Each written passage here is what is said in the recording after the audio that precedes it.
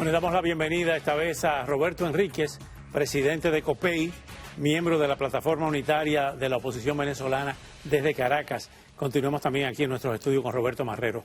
Roberto Enríquez, buenas noches, bienvenido. El régimen de Venezuela, dicen algunos cintillos de la prensa internacional esta noche, que ha desconocido el acuerdo de Barbados y lo ha sustituido con la propuesta electoral para este año, donde han puesto 27 fechas y lo declarado por Jorge Rodríguez. ¿Cuál es la respuesta de Roberto Enríquez a estas declaraciones rocambolescas de Jorge Rodríguez? Buenas noches.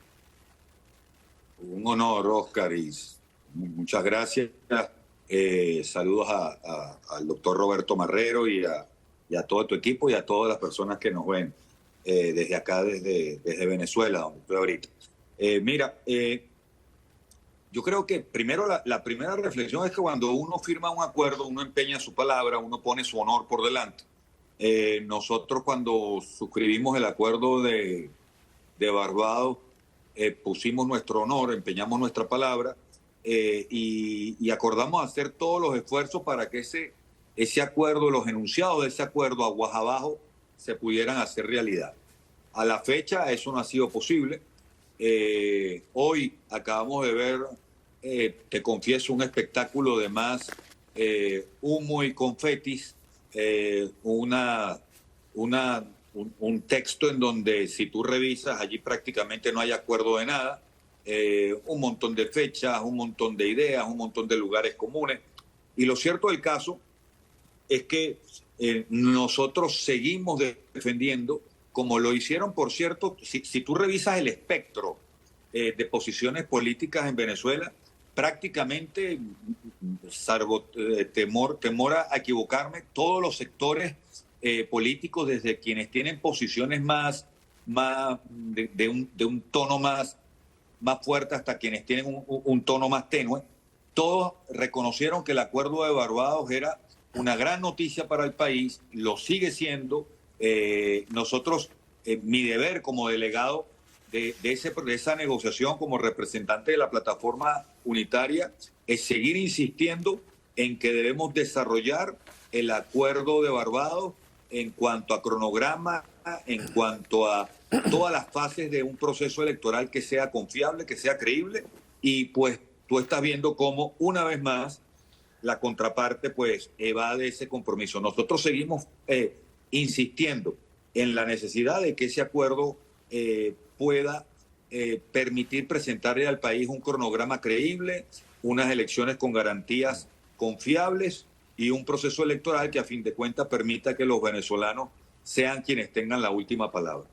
Todas las encuestas dan apenas un 14%, entre un 14 y un 20% de posibilidades a Nicolás Maduro. ¿Creen ustedes, y la pregunta para los dos Robertos, que Maduro va a ir a un proceso electoral con esos números?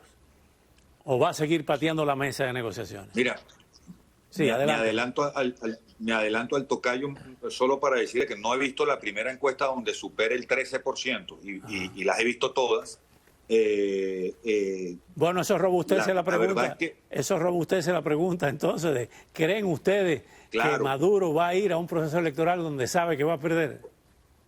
Por eso es que es tan importante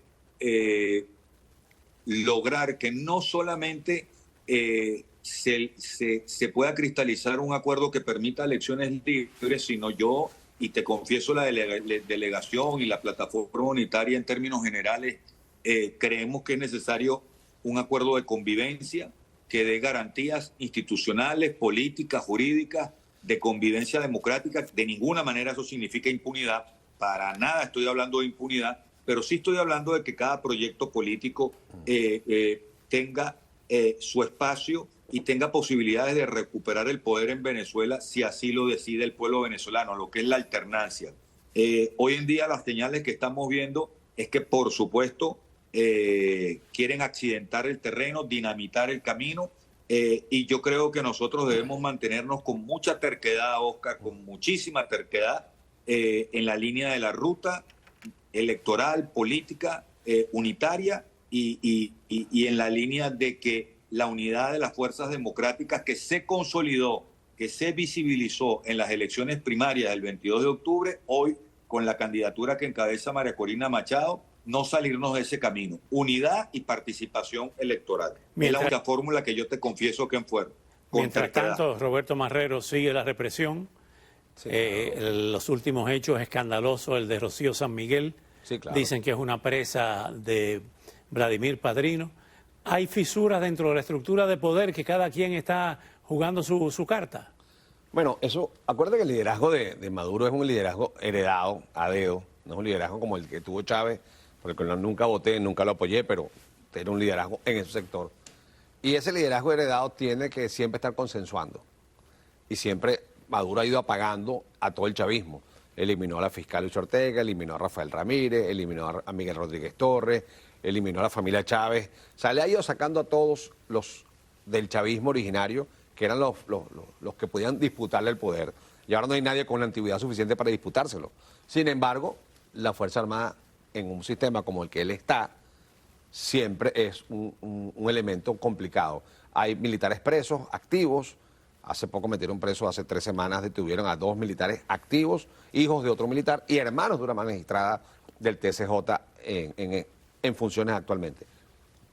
Hay circunstancias internas en la Fuerza Armada. Es un mundo que desconocemos los civiles, no es bueno opinar de esos temas, pero lo que sí es cierto es que Maduro no la tiene cómoda. Y cuando él se reúne y dice que se reúne con la oposición y que este es el nuevo acuerdo para quitar el de Barbados, es para ir diluyendo y generando abstención.